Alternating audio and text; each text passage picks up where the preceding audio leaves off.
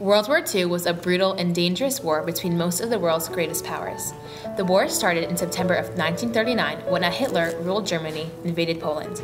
In response to this incursion, Britain and France declared attack on Germany. Little did these countries know that they were about to embark on a 6-year bloodshed. Ending on September 2, 1945, with the surrender of Japan, the estimated casualties from the war were 50 to 70 million individuals. Throughout the course of World War II, many factors played a part in contributing to American citizens' views and opinions of the war. Spanning from simple devices such as public radio to great leaders like Hitler, Stalin, Churchill, and Roosevelt, each idea affected the Americans' perspective of what was happening.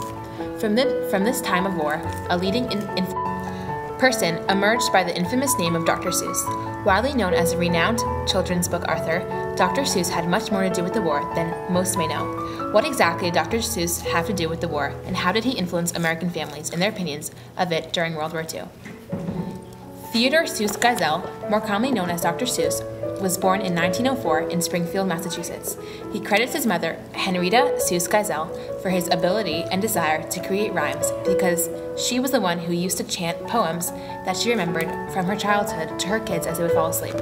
Many of his childhood memories from his hometown are portrayed through his characters in stories.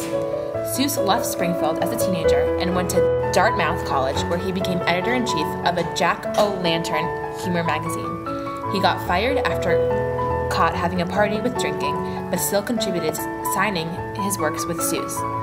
Seuss's father wanted him to become a college professor, so in order to please him, he went to Oxford University in England.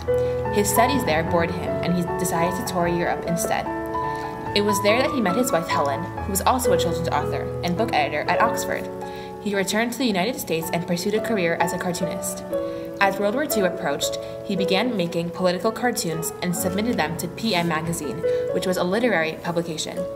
By his death on September 24, 1991, he had written and illustrated 44 children's books, as well as over 400 political cartoons concerning the war. Seuss was an obvious Democrat who wasn't afraid to speak for what he felt was right. Thousands of Americans had the opportunity to see and read Seuss's many political cartoons concerning the war. Based off of Seuss's opinions, which were reflected through many of his drawings, many Americans were undoubtedly influenced by him and based their opinions of war off of him. Dr. Seuss was very political, and through his cartoons, he promoted environmentalism and literacy, as well as trying to establish an end to racism and anti-Semitism. For example, the picture shown states, "Listen, Maisto, if you want to get a real harmony, use the black keys as well as the white. The whole keys have white labor written on them, and the black keys have black labor written on them," demonstrating his desire to end racism. Seuss's early cartoons seek to expose the evils of Hitler and fascism. In the mid-1950s, literacy became an issue as German Nazis refused education to minors, depriving them of the knowledge of current events. Thus, Seuss viewed this decline in education as an opportunity to aid the children writing children's books using a list of 220 words for beginning readers, such as his of all, The Cat in the Hat. Stemming from his original goal to help enlighten young students, Seuss began to incorporate politics into his writing. For example, Seuss's book, The Sneetches, was a message lashing out against racism.